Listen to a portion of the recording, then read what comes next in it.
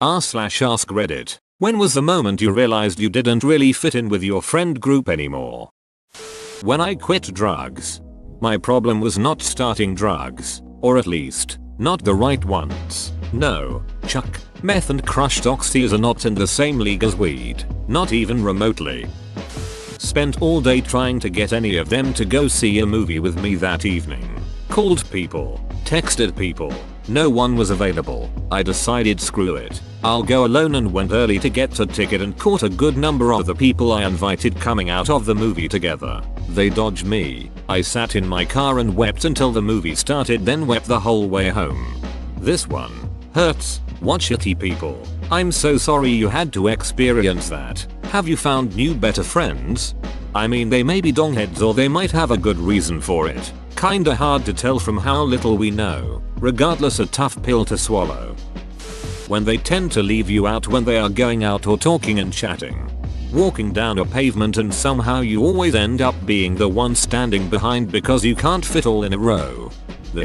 I was always the shy, quiet type and people always just kinda found me and made me a friend because I didn't approach them myself. I went through multiple friend groups in my lifetime, and when we were walking somewhere I didn't really say anything and sometimes walked slower, so I was always the one going behind them and sometimes even losing them. After years of this I found my current friend group. The little things I noticed is when they asked my opinion about something when I didn't answer, like where should we eat. One time we were going down a sidewalk and as expected I voluntarily got behind. We went on for maybe half a minute when they turned around and asked if I'm okay. I said yeah, I'm just used to be here, you know, watching over everyone, making sure everyone is here and safe. Plus we would be a tight fit if I would walk with you. They smiled and said you are fitting in just right while they were putting their arms around me. I think that was the first time I felt I'm really a part of a friend group. It was amazing. Over the summer I realized I didn't have any contact information for a single one of them, and they didn't have mine. Then when school started again they would talk about hanging out outside of school all the time, and I realized I was just a school friend and they didn't really care to hang out with me. I've had that happen as an adult in the working world. It's frustrating. Yeah, I have to. It really just sucks. I only mentioned this one because I had thought we were friends for 3 full years at that point. I'm now 10 plus years out of high school with enough clarity to realize that being a school friend is okay. But at the time it hurt so bad to realize. I just stopped talking to them one day and none of them tried to talk to me, so I just left it. The inside jokes that I don't get, lol.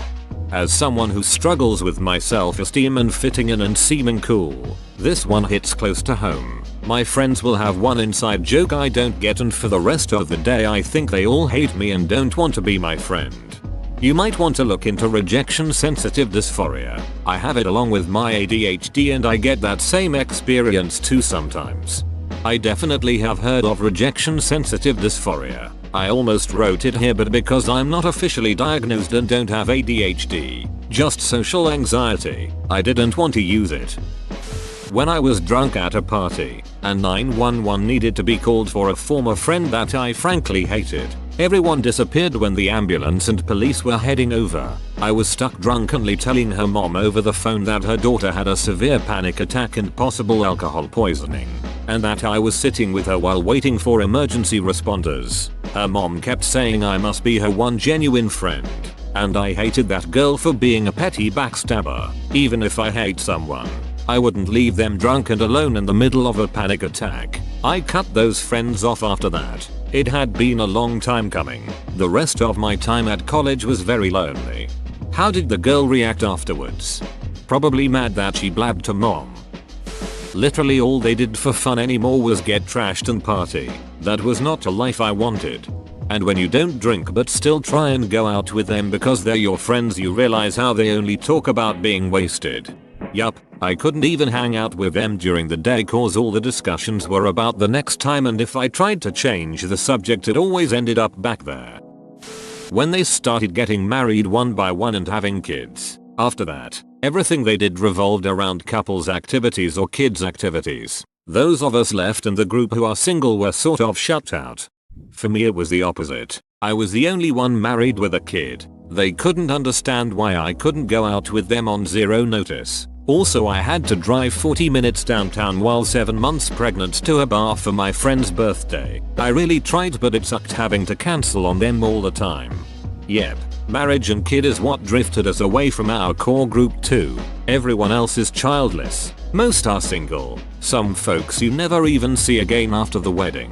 There is an upside though. It's not painful. You just sort of grow apart. You stay in touch a bit here and there. Nobody is angry. It's just how things are. You still have your core friends though, even if you rarely see them. When you see them again, you can pick right up where you left off as if no time has passed. There's something to be said for friendship like that. And at the end of the day, this is what really matters. The second they began demanding nice little extra things I'd do for the friendship. The second it became expected rather than appreciated was when I was done with it. Man. They started expecting me to pay for snacks at the store when I covered for them once. I had a friend like that. She got pissed at me because my husband said something snarky to her and I wouldn't take her side. Because I said they were both adults and could settle it on their own. She started talking to me again a few months later. But then she just ghosted me again because right after we had just started talking again, she wanted me to come and help her move into her new apartment, and I told her I couldn't because I had other stuff that I had to do. It wasn't just me though. Someone else invited her to her party and she got pissed and stopped talking to them because they wouldn't drop everything in the middle of their party and go back to her apartment with her to help her put together IKEA furniture. When I quit putting in the effort to make the plans, I realized I was a third wheel in the group that wasn't invited unless I did the actual work. I was basically ghosted.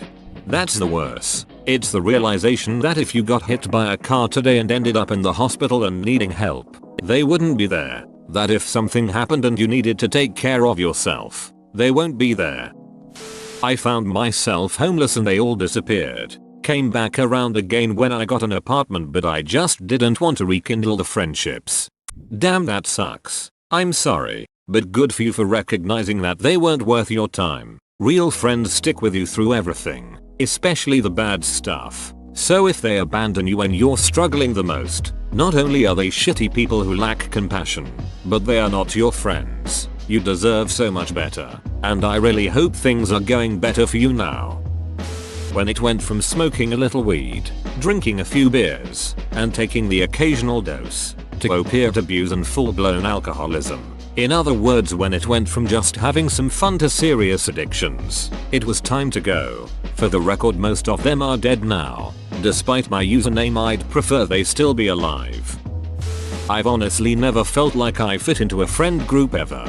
I have friends who I love one-on-one, but find that when a core group of 5+ starts, there's always drama or weird expectations. With my high school friend group, it was the first year we started college. They all went to the same one and I didn't. I made new friends and my high school friends were annoyed that I didn't hang out with them all weekend. Every weekend. Then with my college friends, we just drifted apart after we graduated, which is fairly normal. Everyone I worked in retail with grew really close, until everyone paired up except for me. Suddenly I was hanging out with 6 couples instead of 12 people. Plus I quit. I usually still chat with the person I was closest to in the group, but don't really keep in touch with the group as a whole.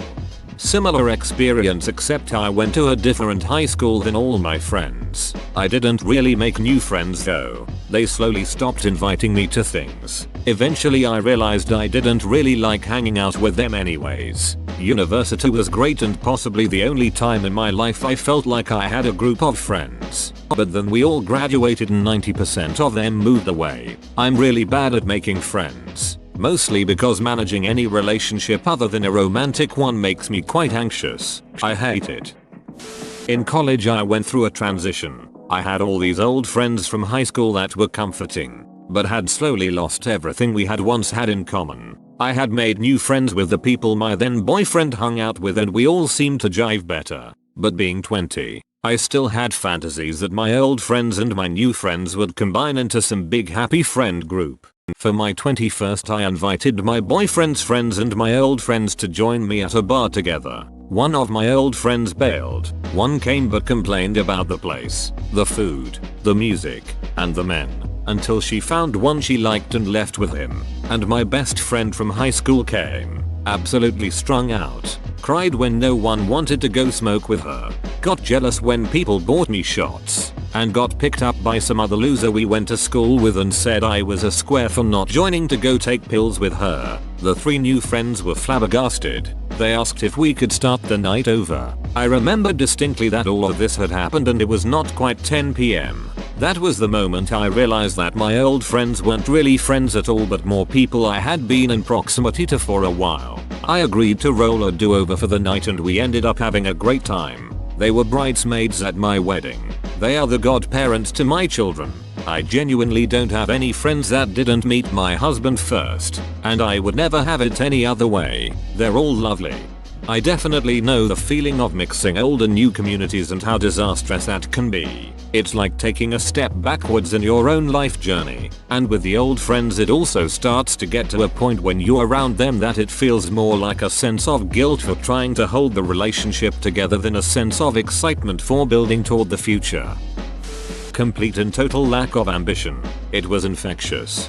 That was a big part of what happened with the friend group that I used to hang out with. Zero ambition and zero plan to do anything with their lives. One person other than me in that friend group finished a college degree, and even though she didn't finish her graduate school courses, she has a really good job in the field that she dreamed about getting into in high school. I don't really talk to her anymore because we went in different directions career-wise. But the other people that I used to be friends with in high school and early college are mostly still working at minimum wage jobs, living with their parents and not really maintaining even friend-level relationships with anyone. As far as I can tell, none of them want to do anything really. One in particular still lives with their mother and doesn't work and has only ever had one job that they didn't keep for very long. No idea what the plan is for if something happens to their mother, since she is the one who provides a roof over their head and pays the bills and whatnot. When I spent a semester in and out of a hospital for surgeries and stuck back at home, and exactly one person contacted to ask if I was okay, twice, in 6 months. They sent flowers and called every day to another girl who had a head cold for a week. This. Found out during lockdown people were only going to ask if I was okay if I asked them first.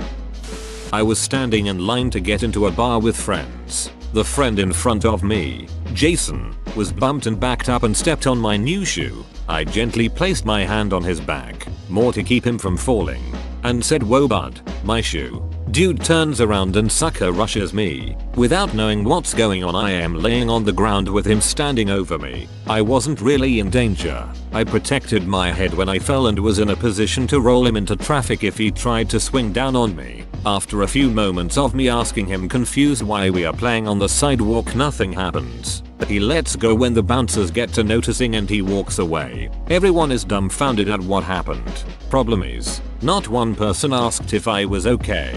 No one left to get a drink with me. No one was overly concerned about this unprovoked attack except to see if Jason was alright. Okay, whatever. I leave, and as I am walking home I call who I thought was my best friend at the time to hash out what just happened. No answer. Then like 5 minutes later I get a call from Jason shit talking and referencing the voicemail I had just left my best friend. She let him and the group listen to it and ridicule me. The most hurtful part was this line. I still remember vividly to this day. "Turd monkey 2. No one wants you here. No one invites you. You're just there." It hurt because it confirmed something it always felt. See, I only met this friend group through my true brother of a best friend. They all loved him and he wouldn't chill without me, so they just tolerated me to hang out with him. Well, after he died it just always felt like they were pity friends. I pushed that feeling down, but that line totally confirmed it. I'm just one of the out of focus background guys to the group. Never got a follow-up call from any friend. Never got any reasons why the attack. Just sat at home stone sober and realized this was a blessing. I cut out every single friend I had from that group, including my a-hole bestie, Duck You Joes. When they started making plans without me, hanging out with other friends, it seems as if they climbed the social ladder and I fell down it. Those aren't friends, mate. Friends take you with them up the social ladder. A-holes trade their company for company that will benefit them more. If I had met this person today, would I want to be their friend? The answer was no. Damn. I really felt this one.